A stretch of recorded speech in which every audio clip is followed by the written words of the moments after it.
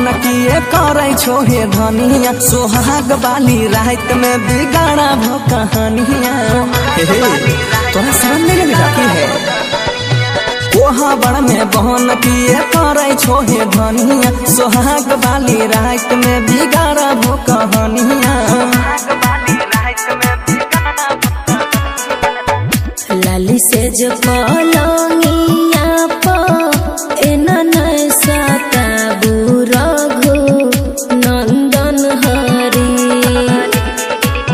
लाली से जो पलंगिया रघु नंदन हरी जल्दी से आबू हमार नथिया उतारू रघु नंदन हरी जल्दी के वाड़िया में किली लगाबू रघु नंदन हरी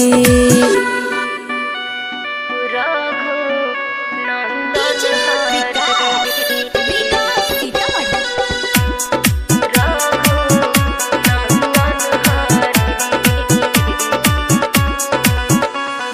पहले दूध पी के सगुन तू बनाबो तब लहे लहे पिया लगे हमारा आबो। अब तू की करब हे धनिया कुछ ना बुझाबै बोलै छो ऐसन तोरा शर्म हमारा आबै।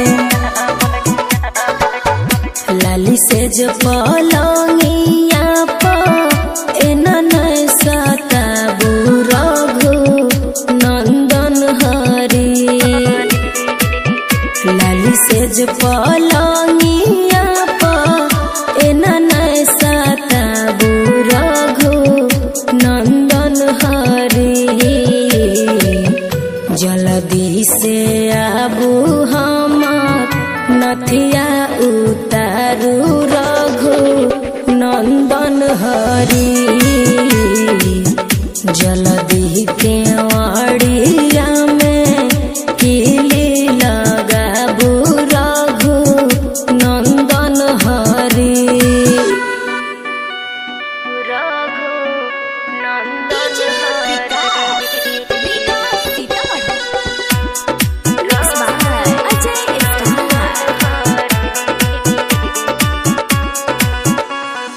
भर मन माजा आइलो हो रसीला पहिला रात छियै उखाड़ दहु किला।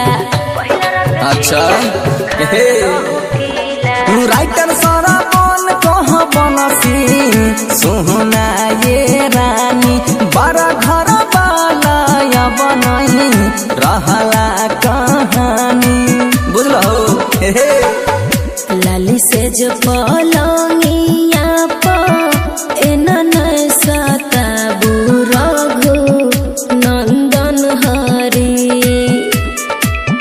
लाली से जो पलंगिया रघु नंदन हरी